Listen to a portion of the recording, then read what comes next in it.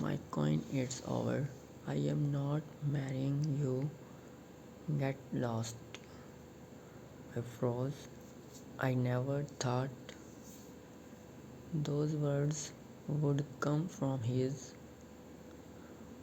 mouth, not from him, not from the one who once called me his queen, the one who swore to guard me from every storm. But storms are strange things. They change people, or maybe they strip away the calm and show us who they always were underneath. I remember when it was different, when love was soft, when hope was cheap, and even the smallest cafe table felt like a kingdom we were building together. He used to sit across from me, eyes bright, fingers drawing circles on my wrist. His voice whispered promises like secrets. Forever is our. Forever is easy. He dreamed aloud, a small house, two cups on the table, our laughter filling walls stronger than the noise of the world. I believed him. I built every day around those words. But life is not soft just because we want it to be. Sometimes it cuts sharp without warning. Sometimes the very voice that crowns your coin becomes the voice that cuts you down. I noticed it first in shadows, late replies, call that never came, meetings that stretched too long, the phone always face down, the smile a little too forced. When I asked, he laughed softly, touched my cheek, and said, "You worry too much. Trust me."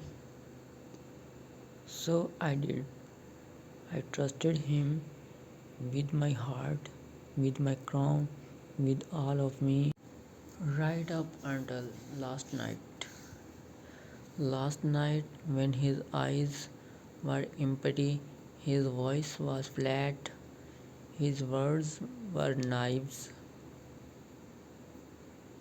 It's over. No pause, no apology, no softness, nothing left of the mouth that once kissed my forehead when I was half asleep. He said, "Pack your things." What you thought we built was never enough to told me her. He did not say her name. He did not need to. It was written in the way he looked away, in the way his arms crossed tight, as if to hold himself together while he tore me apart. I asked him why. His answer was a shrug, as if I had asked about the weather, and then the blade again. "You are not what I want anymore. Get lost."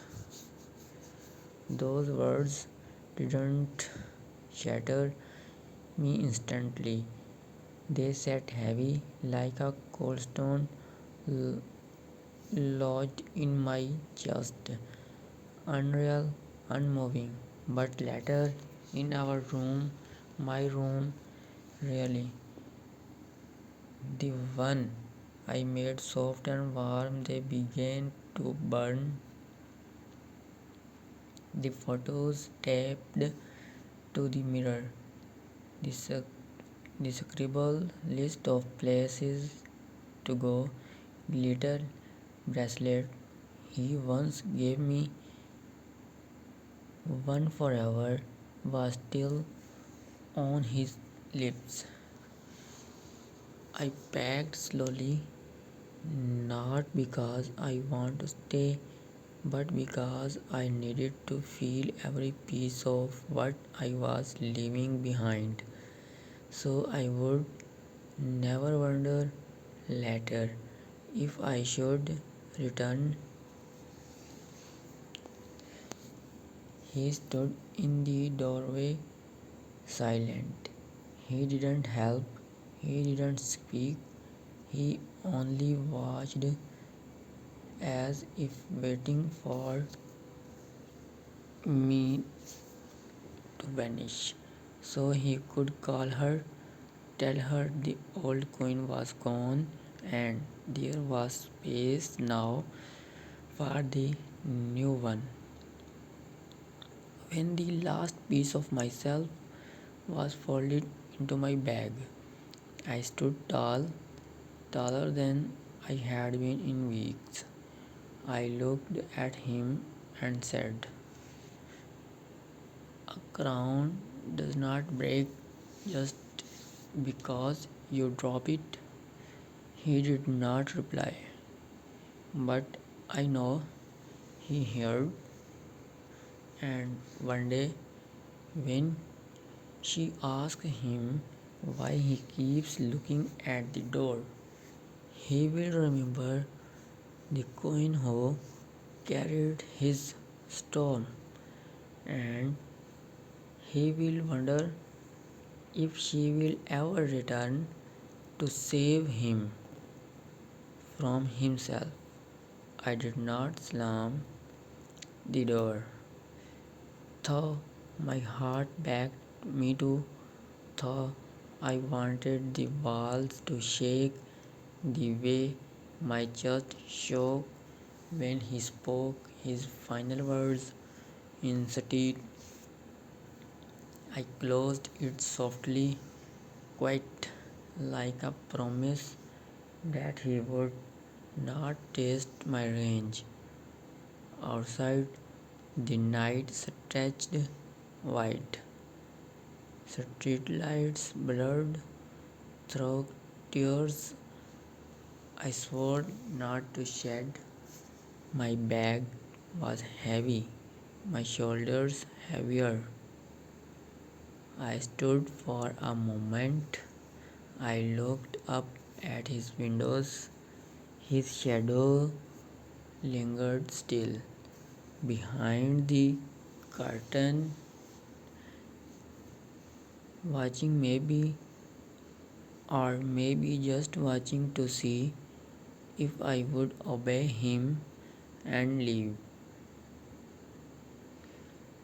Part of me longed to see the door burst open, his feet rushing, his face soft again, his voice trembling.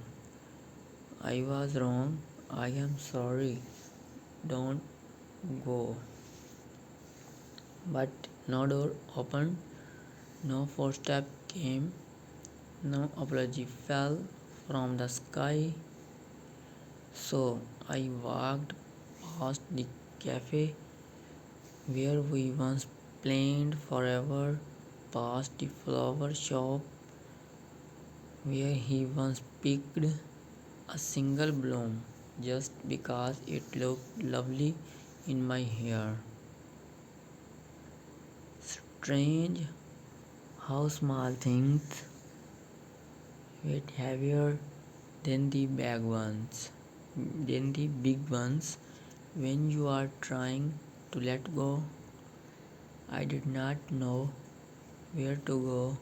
Home felt broken.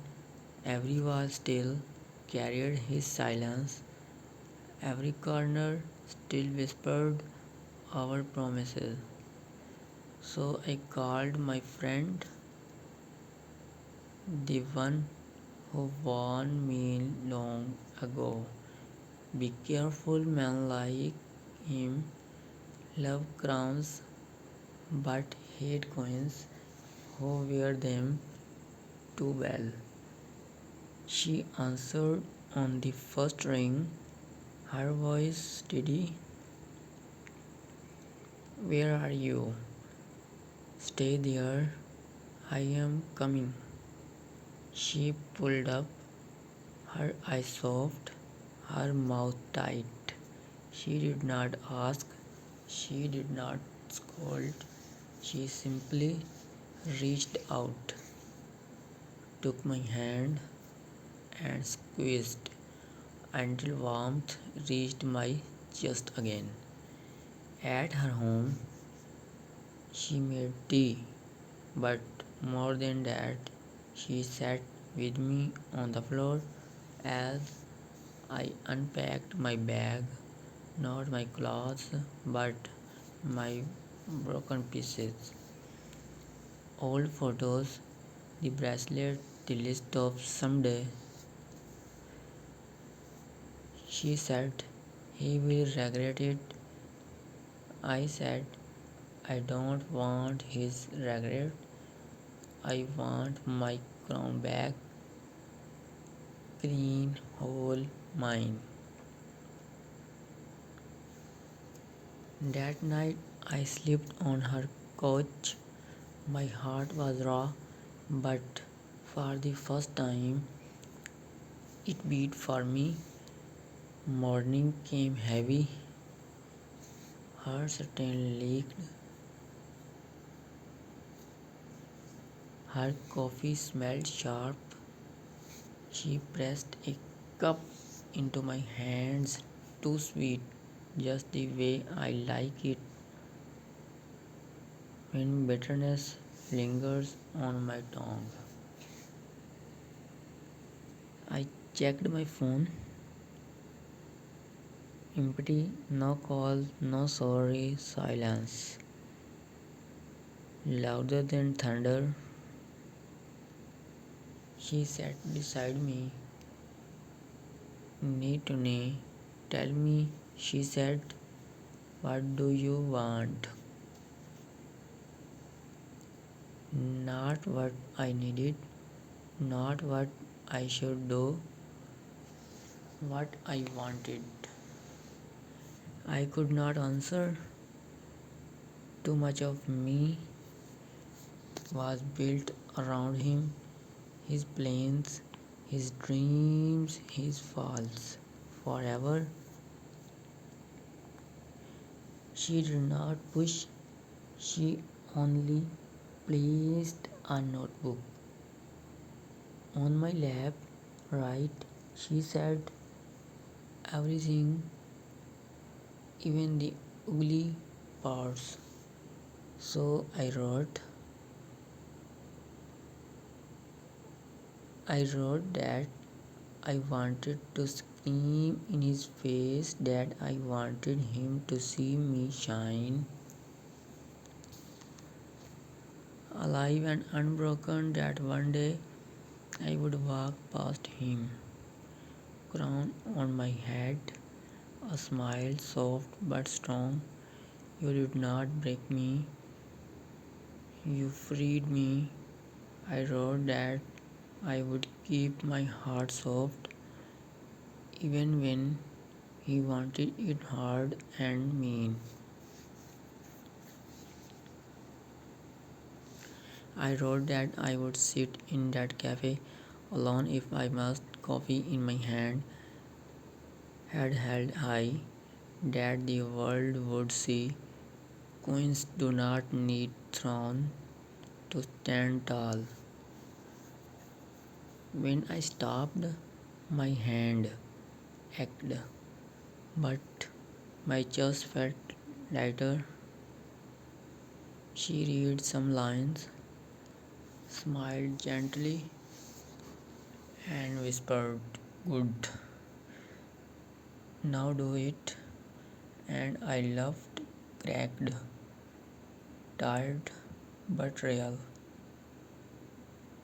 because maybe this is it, the way back to myself, not waiting for him to knock on my door, not waiting for his regret to crown me again.